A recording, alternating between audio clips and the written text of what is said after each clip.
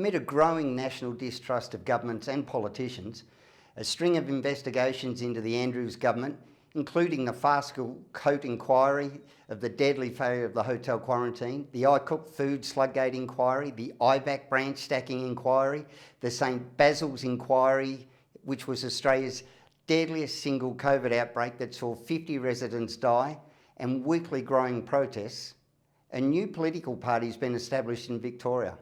Aptly named the Victorians Party, it has been launched on the back of new polling that shows small business no longer trusts the Liberal and Labor parties and following their handling of the COVID-19 pandemic. Now, the Victorians Party plans to stand candidates in both Legislative Assembly and Legislative Council of Victoria's Parliament at next year's state election. And joining us today is Ingrid Maynard.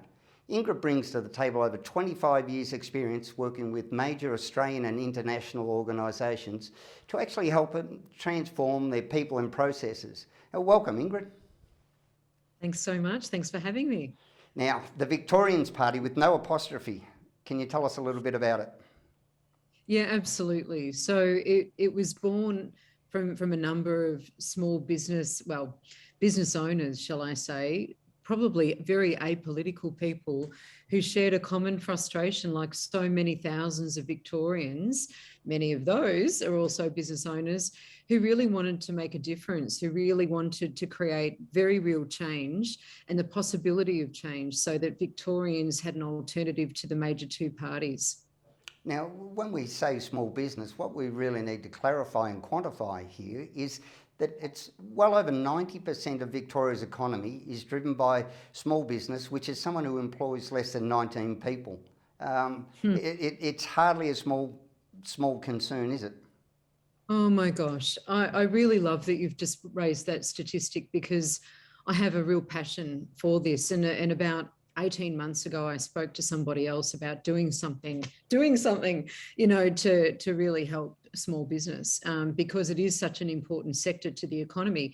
It's one of those sectors too that really contributes so much and asks so little.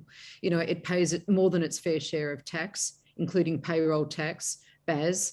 It also employs lots of people, including, for many high school children, their first jobs.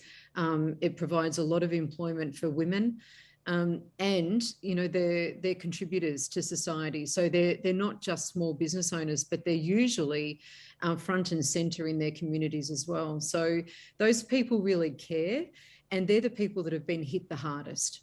Yeah, I'm glad you mentioned the impact that small business has on women. I come from an equality advocate thing, and most small businesses are made out of necessity rather than design. And because a lot of businesses don't support family-friendly or childcare obligations and responsibilities, small business is vital, and this government seems to have completely forgotten about it. Yeah, I would say that they've probably gone more than just forgetting it. It has felt almost like an assault on small business over the last 20 months, with just a complete lack of awareness of the day-to-day realities. When some retailers are told to just simply put their goods outside and trade, in Melbourne's weather, that'll be okay, so that they can get their numbers through and that they can be compliant with the ever-changing COVID legislation that businesses are being penalised for and hunted down almost for whether or not they're complying. There just seems to be hurdle after hurdle after hurdle that's placed in their way. And yeah, absolutely. Like I totally agree that it is created out of necessity. And a lot of those business owners are incredibly creative and resourceful people, so they'll find a way. And that's really where I think the spirit of the Victorians Party has really been kind of birthed from. So tell us, who's in the Victorians Party? Do we have a leader yet? Yeah, no. So we've got quite a way to go. We've got a number of founders. There's Bill Lang, who's the Executive Director of Small Business Australia. There's myself. There's Oscar Yildiz, who has a political history and is incredibly committed to his community of Moreland. And then there's Paul DiMartina as well, who's another of the founding members. And, we all have a history of having our own businesses, of having lived lives way outside of politics. And, besides Oscar, none of us, I think, would have been political animals, until, the last 20 months. Now, I've spoken with Bill before, and he said there was some polling that went on. Do you care to share with us what the polling actually showed?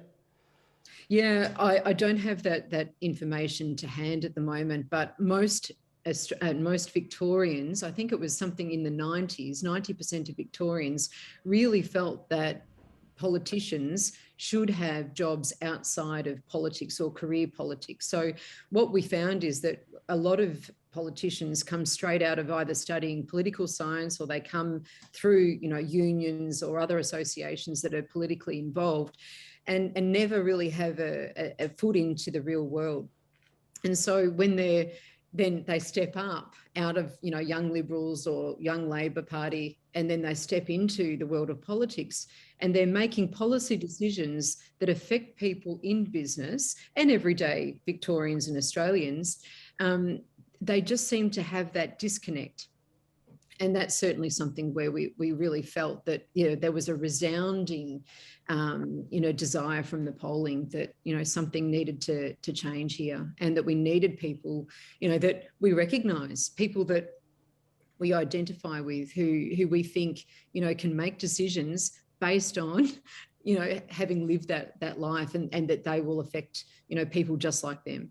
Now, the small aspect of the Victorians Party is a vital one. As we said, over 90% of our economy is driven by that. It employs, I think it's 1.8 million Victorians.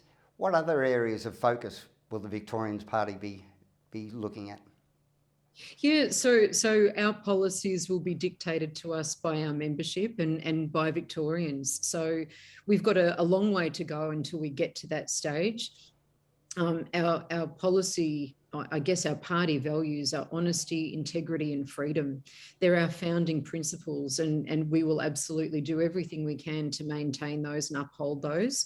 But the first thing that we've got to do is we've really got to go through the Victorian Electoral Commission process. So we need 500 signed members who are enrolled in Victoria to vote. And then once we go through that, we'll present our constitution, obviously, as part of that process.